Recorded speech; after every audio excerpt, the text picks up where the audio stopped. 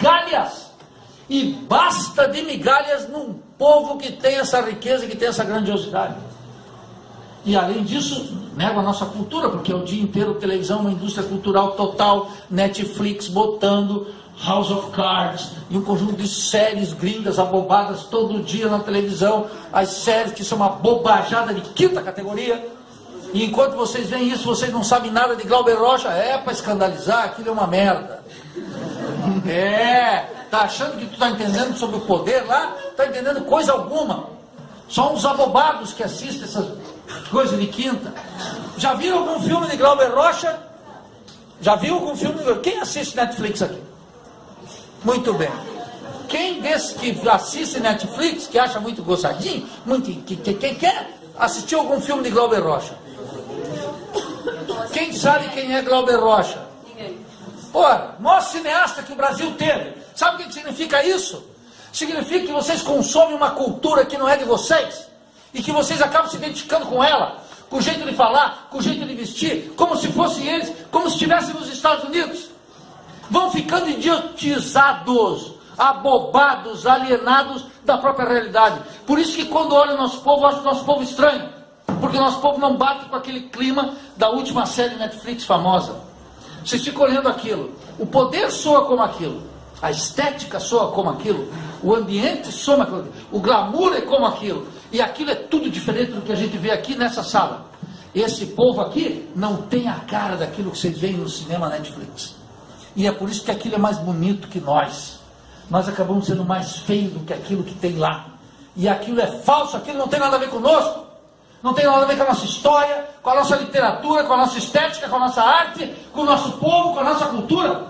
E é por isso que vocês acabam odiando isso aí e gostam do ambiente shopping center, do ambiente McDonald's.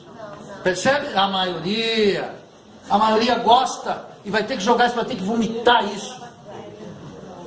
Vai ter que vomitar isso, vai ter que fazer uma desintoxicação cultural. E isso que eu estou falando, que é fazer a Revolução Brasileira. É ler Zé Lins do Rego na literatura. É ler Guimarães Rosa na literatura. Antes de ficar lendo os 5 livros sobre perfume, que é da idiotice completa. Percebe como é que é? Vão ter que mergulhar na nossa história, observar a origem do nosso povo, vão ter que ler Darcy Ribeiro, vão ter que ver os filmes de Glauber Rocha. Darcy Ribeiro, o maior antropólogo que o Brasil já teve.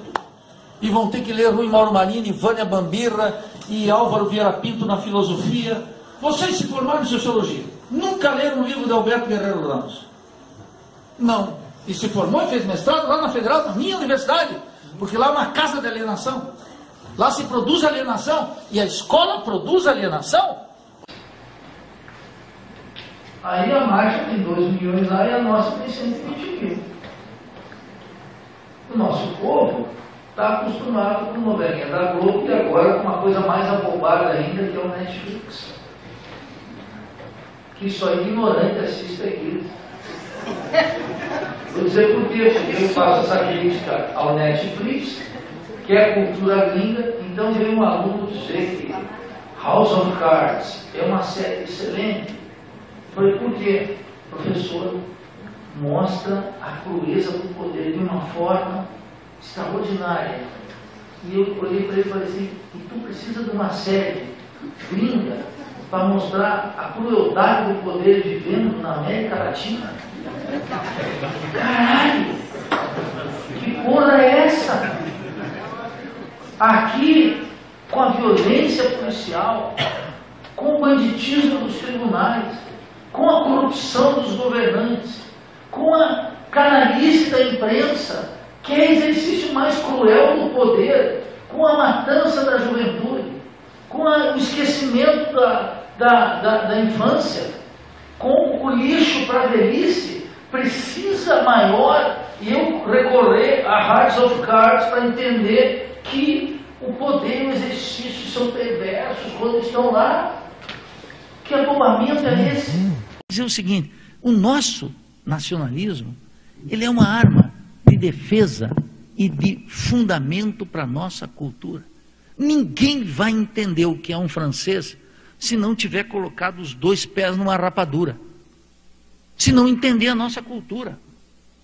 Como é que pode? Esse sujeito entra no mundo o quê? Já se mundializando pelo McDonald's? O que ele vai entender do mundo? Só vai entender o outro, aquilo que é nosso, aquilo que é próprio, como algo exótico. É isso que ocorre aqui. Gerações e gerações, sobretudo na classe dominante, treinados na arte de admirar o alheio sem conhecer o próprio. O nacionalismo é essa força reparadora. Tese sexta. Por que tem que ser assim? Porque as nossas nações são nações inconclusas. Nós não vivemos aqui como os franceses. Os franceses o que fizeram?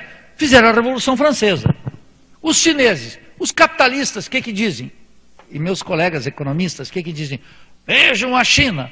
E falam da China como se não tivesse Mao Tse-tung em 1949. Teve uma Revolução Chinesa. E a Revolução Chinesa completou a nação. Impediu que a China, daquele tamanhinho, fosse uma nação de segunda no continente asiático. E exatamente quando fez a sua Revolução Nacional, tal como os franceses fizeram, tal como eu digo, os gringos lá nos Estados Unidos, o que eles dizem? A Revolução Americana. Não é a Revolução Americana, é a Revolução Estadunidense. Eles não conhecem ainda que a América é um território de todos nós. Quando eu encontro um gringo, ele diz, eu sou um americano. Eu digo, muito prazer, também sou um americano. Tu é um estadunidense, pô, é outra coisa.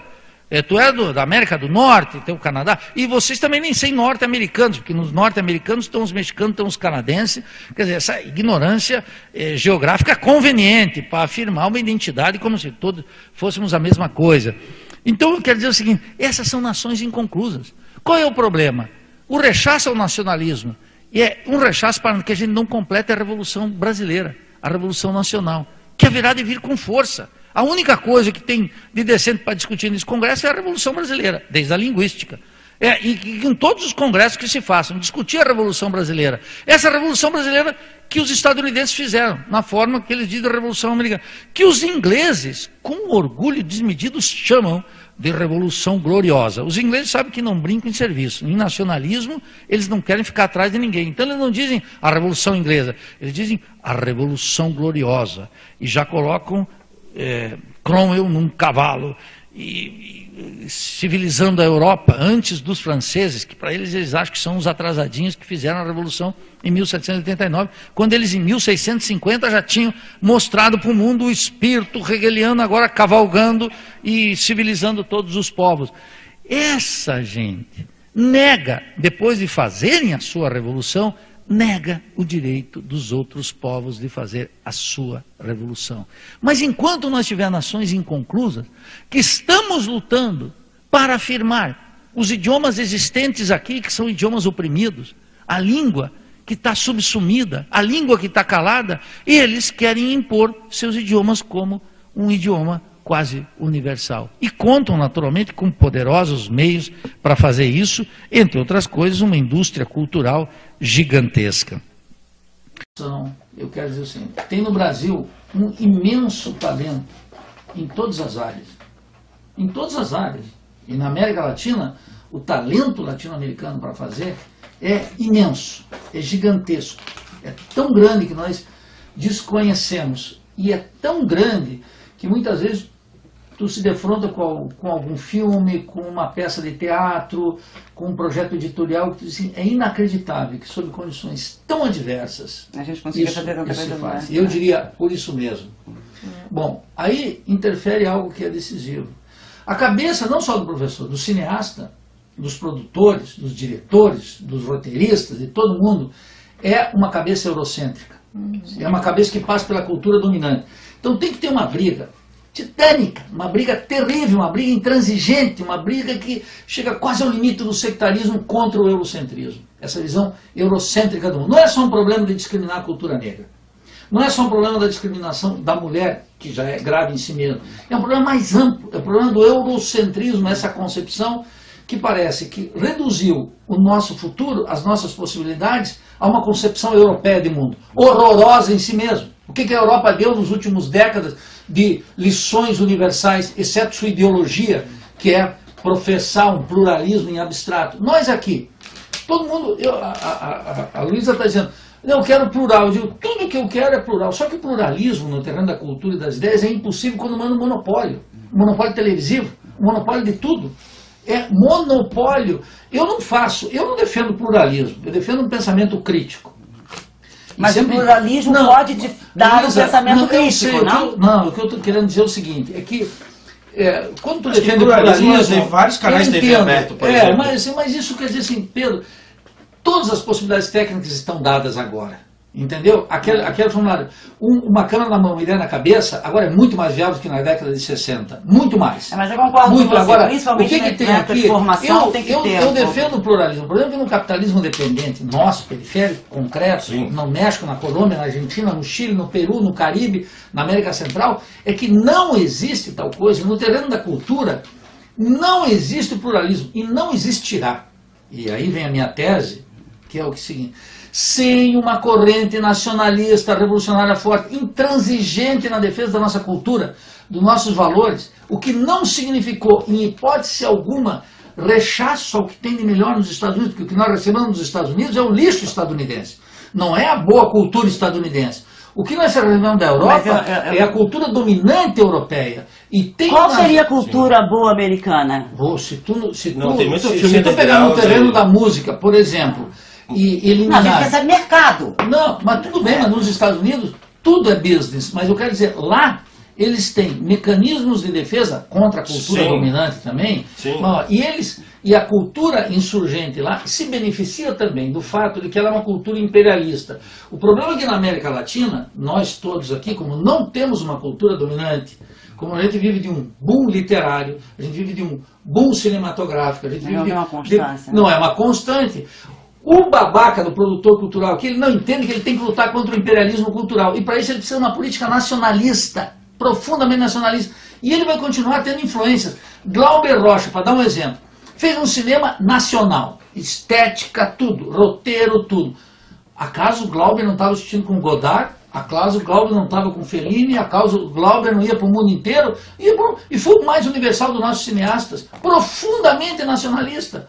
Pegou todas as influências, linguagem, estética, nacionalista, baiano, né? Baiano. E nacionalista. Sim, mas ele não era só ele. Não, mas eu digo isso exatamente que sai um pouco também do Rio de São Paulo. Por isso que eu defendo que o nacionalismo agora é mais importante, Pedro, do que na década de 60. Sabe por quê?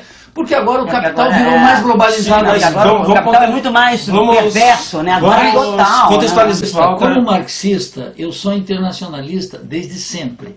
Mas isso não me comove diante do mundo, que é um mundo que tem uma batida, que é uma batida de um lado só, que não é plural, que não abre espaço, que domina no terreno da cultura. E eu te digo, jamais foi incompatível no terreno teórico, no terreno da praxis política, uma concepção internacionalista, um mundo sem fronteiras, que não pode ser no capitalismo, tem que ser anticapitalista, senão não tem. Local, né? E a valorização do nacional. É quando eu entendo as coisas da cultura brasileira, é que eu me abro para o tema colombiano, para as dores africanas, para as dores do Oriente Médio. Antes não. Quando eu entendo a minha cultura, a cultura nacional popular, é que eu me abro para os grandes temas dos outros países, sem ver aquilo como exótico. E são muito parecidas também, né? Claro.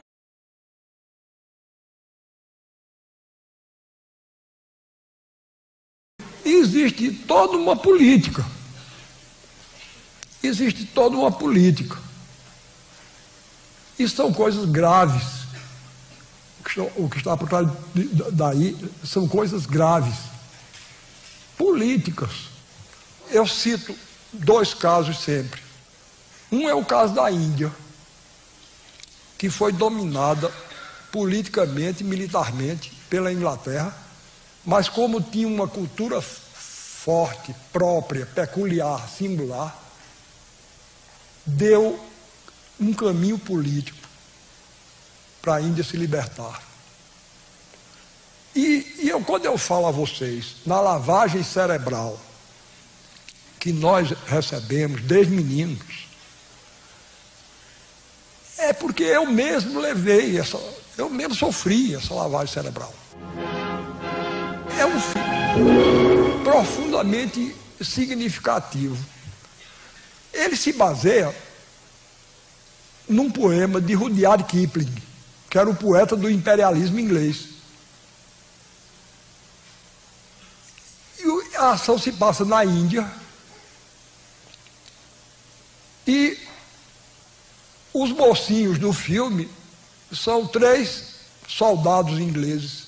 Os bandidos são os indianos que estão liderando a luta pela independência. Quer dizer, era Gandhi, Nehru.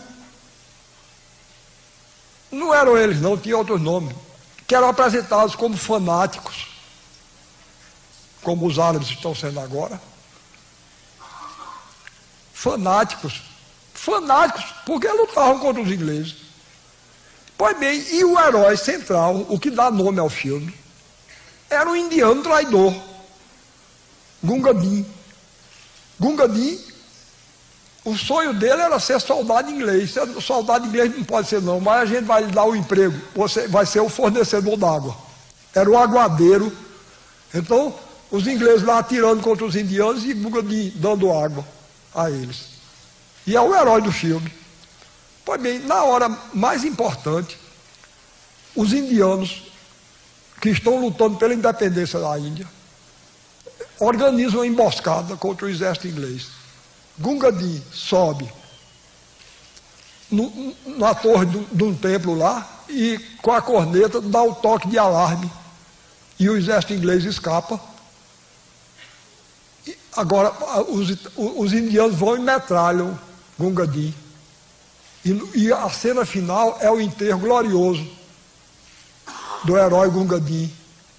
Então aparece Gunga Din sendo enterrado, levado no ombro de soldados ingleses, e aparece o rosto dele assim, bem grande, sorridente na tela, e ele sendo admitido como soldado e imediatamente promovido a cabo, depois de morto, coitado. E eu chorava, com pena de Gunga Din, chorando, e contra Gandhi e Nehru, tá certo?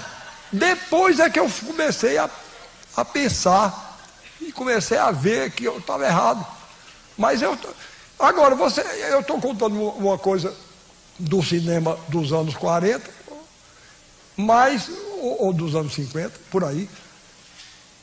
Mas mais recentemente, a gente tem a versão moderna de Gunga Din, Indiana Jones. Um filme que a gente vê, se diverte, interessante. Começa logo, a primeira cena, ele saqueando o patrimônio arqueológico de um país sul-americano. Começa por aí. Depois eu me lembrei de uma cena que ele estava no Cairo, aí aparece um árabe, por acaso, um árabe.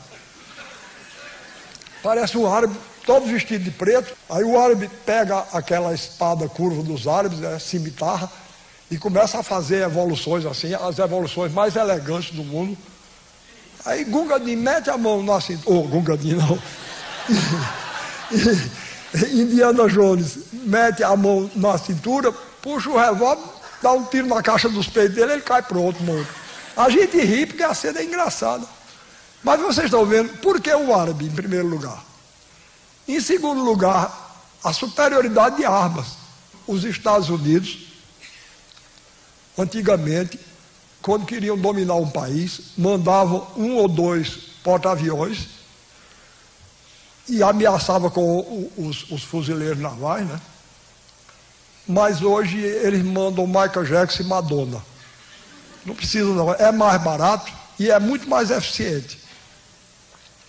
Porque quando a gente começar a achar que tudo isso é natural, quando a gente começar a achar que a música de Elvis Presley tem o mesmo valor da música de Debussy, aí a dominação é facílima. Tá certo? Porque a gente já se entregou interiormente. Alguém tem que radicalizar. E eu radicalizo. Porque estão radicalizando demais para o lado de cá. Eu então radicalizo para esse outro lado, para ver se a gente chega no meio termo decente, pelo menos. No Nordeste tem uma história que eu não sei se vocês conhecem por aqui. Diz que uma mãe entusiasmada, né? No dia da parada de 7 de setembro, ela tinha um filho soldado. De repente ela começou a olhar a parada lá e ela disse, que coisa curiosa, todo mundo de passo errado e meu filho de passo certo. Todo mundo de passo errado. Pois bem, eu me sentia nessa posição incômoda. Houve um tempo que eu dizia, de hora que eu dizia, meu Deus, eu estou ficando paranoico. E é possível, só eu esteja vendo o perigo dessa coisa. Para minha alegria, estou vendo agora, e foi por isso que eu vim aqui. Eu não gosto de viajar, mas eu vim por isso. Eu digo, bom, se estão querendo ajudar na defesa da cultura brasileira, eu vou lá. Eu topo. Marlúcio me mandou um documento de um sociólogo italiano, Domenico Di Masi, afirma textualmente: se de fato o uso dos exércitos comporta altos custos, olha aquilo que eu estava dizendo, dos porta-aviões, e considerável dificuldade prática, é sempre mais eficiente a colonização cultural por meio dos grandes aparatos da informação e do entretenimento, que mantêm quietos os governados e orientam o consumo. O caminho para a gente enfrentar essa invasão solerte que a gente sofre é a cultura local. Isso é fundamental. Isso foi o que eu sustentei desde muito novo. Machado de Assis dizia que no Brasil existiam dois países: o país oficial e o país real. E ele dizia: o país real é bom, revela os melhores instintos, mas o país oficial é caricato e grotesco. Então, ele não disse isso não, mas eu interpreto: o Brasil real é o Brasil do povo, dos despossuídos. O Brasil oficial é o Brasil dominado pelo mercado e pelo consumo. Então, se ele nascesse hoje, Machado de Assis, ele veria que a distinção continua e o país oficial está pior, mais caricato e mais grotesco que no tempo dele. Só mudou porque a gente queria ser francês no século XIX e atualmente a gente quer ser caricatamente, grotescamente americano.